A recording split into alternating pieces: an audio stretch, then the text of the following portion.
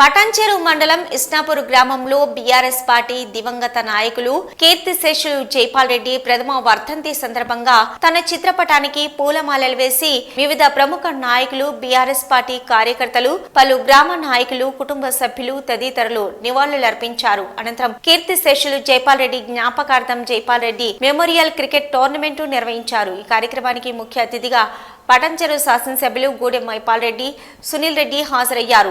అయితే అనంతరం Jaipal Reddy memorial cricket tournament విజేతలకు ట్రోఫీ మరియు నగదు బహుమతి అందజేశారు. ఈ కార్యక్రమంలో పటాన్చెరు ఎమ్మెల్యే గూడెం మైపాల్ రెడ్డి, కార్పొరేటర్ మెట్టు కుమార్ యాదవ్, వ్యవసాయ market committee chairman Vijay Kumar, TRS party senior నాయకులు వెంకటరెడ్డి, దశరథ్ రెడ్డి, ఇస్నాపూర్ గ్రామ మాజీ సర్పంచ్ వెంకటరెడ్డి, శ్రీ సాయి త్రిశూల్ సేవా సమితి నాయకులు, కార్యకర్తలు, గ్రామ ప్రజలు, యువకులు, వివిధ సంఘాల నాయకులు తదితరులు పాల్గొన్నారు.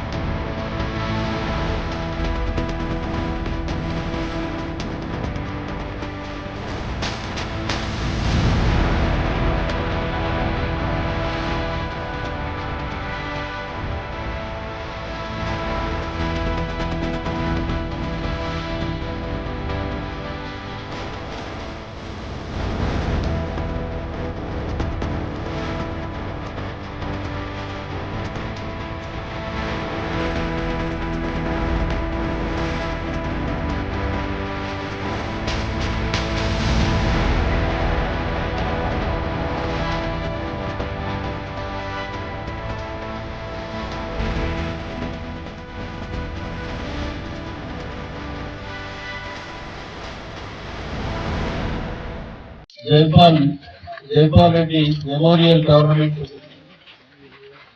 16 టీంలు క్రికెట్ లో పార్టిసిపేట్ చేయడం జరిగింది. పార్టిసిపేట్ చేసిన క్రీడాకారులందరికీ ధన్యవాదాలు.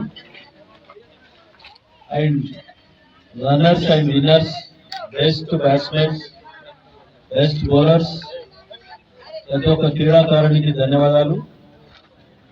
ఈ కార్యక్రమంలో కార్పొరేటర్ కుమార్ యాదవ్ గారు, విజయ్ గారు, వెంకటరెడ్డి గారు, మాజీ సర్పంచ్ వెంకటరెడ్డి గారు, మన సునీల్ గారు, మెరాజ్ గారు, వేదిక పైన పెద్దలు, ఆశీలైన పెద్దలందరికీ, ఈ సభలో ఆశీలైన క్రీడాకారులకు, అభిమానులకు అందరికీ పేరు పేరున ధన్యవాదాలు.